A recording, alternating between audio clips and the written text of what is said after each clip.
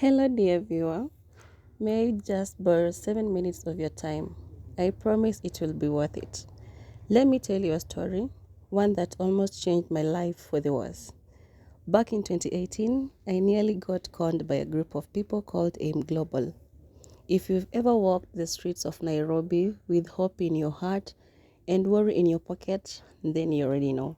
This city can be kind, but it can also be ruthless. Nairobi is a playground for hustlers, dreamers, and unfortunately scammers too. At the time, I was fresh out of school, barely 2 years into adulthood, a new citizen of the world, you could say, but not new to the struggle. I was raised by a single mother, and if you know, you know. Life teaches you responsibility early. There was no soft landing for me. I had already started hustling while still in high school, so working even harder after finishing school did not scare me. What scared me was stagnation. My mother could not afford to take me to college, so the plan was simple: find a job, pay my own tuition, and keep moving forward. I was doing kibarua, small errands here and there. At that point, I was working as a sales girl in a church member's boutique, earning about 3,000 shillings a month. It wasn't much, but it was honest work. Then one day, opportunity came knocking, disguised as a WhatsApp message. By then, hackers and con artists had mastered the art of randomly guessing phone numbers. On that particular day, I was the chosen one. A message popped up from an unfamiliar number. The profile picture caught my attention immediately. A man dressed in a turtleneck sweater, a blazer layered on top, and a long chain hanging confidently on his neck. He looked like success. The message read something like, "We are a global company offering financial opportunities. Earn thousands per day. If interested, reply for more information." Thousands per day? Wow, this was so interesting. So I replied back. He sent more details, smooth, convincing, professional. He scheduled a physical meeting and a training session. I told my mother, and for the first time in a long while, we felt hopeful. Finally, something better, something bigger. The training day had arrived.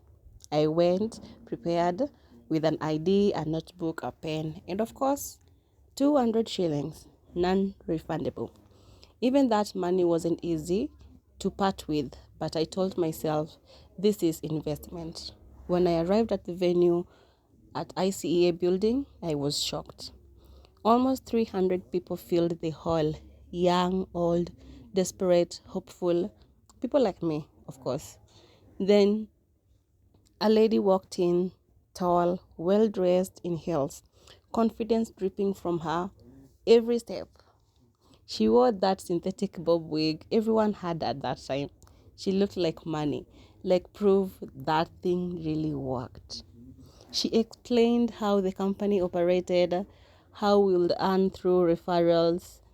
She dropped the ultimate bomb. She told us she bought her first car in just 6 months. We were young, we were broke, we were hopeful, we didn't question anything.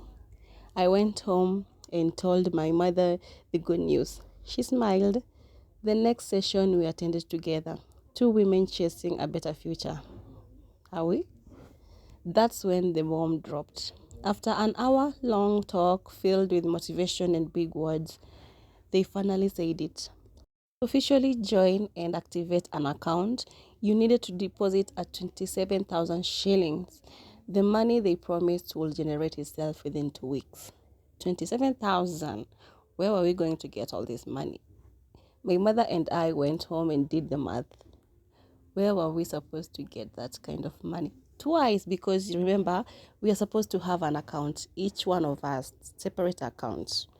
My mom had some savings sets aside because my younger brother was about to join high school. After long discussion and heavy silence, she made a painful decision.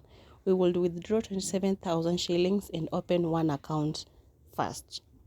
The next day, as I was at the boutique doing my usual kibarua, fate intervened. A former classmate walked in to say hi. She was accompanied by an older lady, smiling. My friend said, "Hey, this is my sister, the one I was telling you about." Oh my god, I froze. I couldn't say a word.